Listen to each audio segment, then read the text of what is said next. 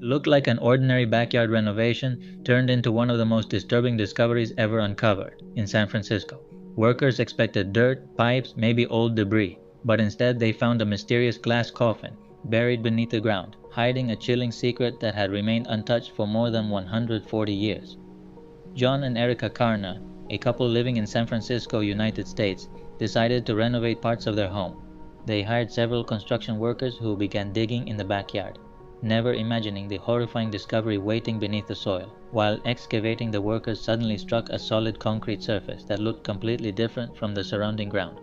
As they dug deeper, they uncovered what appeared to be a glass box, buried underground.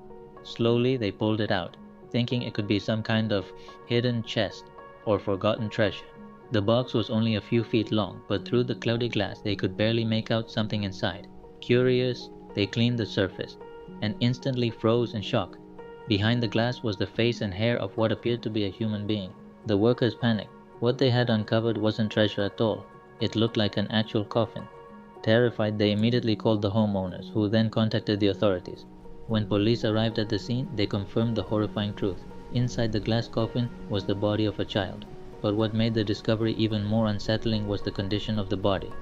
This was no ordinary grave. The body had been preserved in an almost impossible way. Even after more than a century, the child's hair, face, and tiny hands were still visible. She was even holding flowers. The size of the coffin revealed another heartbreaking detail. The remains belonged to a little girl, only a few years old. Soon the entire community became obsessed with the mystery. Who was this child, and why had she been buried beneath a residential neighborhood?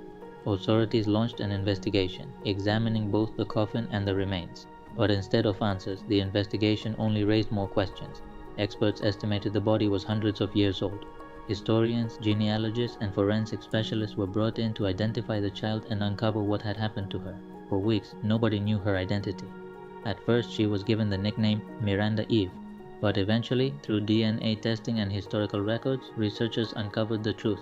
The little girl was actually Edith Howard Cook. Edith Howard Cook died on October 13, 1876, at just 2 years old. According to investigators, she passed away from marasmus, a severe form of malnutrition that was sadly common during that era. Her parents were wealthy, which explained the extraordinary glass coffin she had been buried in. What preserved her body so perfectly was the coffin itself, an airtight cast iron Fisk coffin, specifically designed to seal the body from outside air. Because of this incredible design, even after 140 years, Edith's skin, hair, white dress, and even the flowers she held in her hands remained astonishingly intact. But the story gets even stranger. The cemetery where Edith had originally been buried had eventually been relocated. Most of the graves and coffins were transferred to a new cemetery. But somehow Edith's coffin was accidentally left behind. Years later, the abandoned cemetery land was transformed into residential property. Homes were built over the area, and over time, everyone forgot that a cemetery had ever existed there. Neither the homeowners, the workers, nor even the police could have imagined that beneath that backyard once rested a graveyard from the 1800s, and that hidden below the earth was the forgotten coffin of a little girl. After her identity was finally discovered and her story spread across the world, Edith Howard Cook was given a proper burial in June 2017 at Green Lawn Memorial Park in Colma, California, thanks to the efforts of the organization Garden of Innocence. But one question still haunts many people to this day.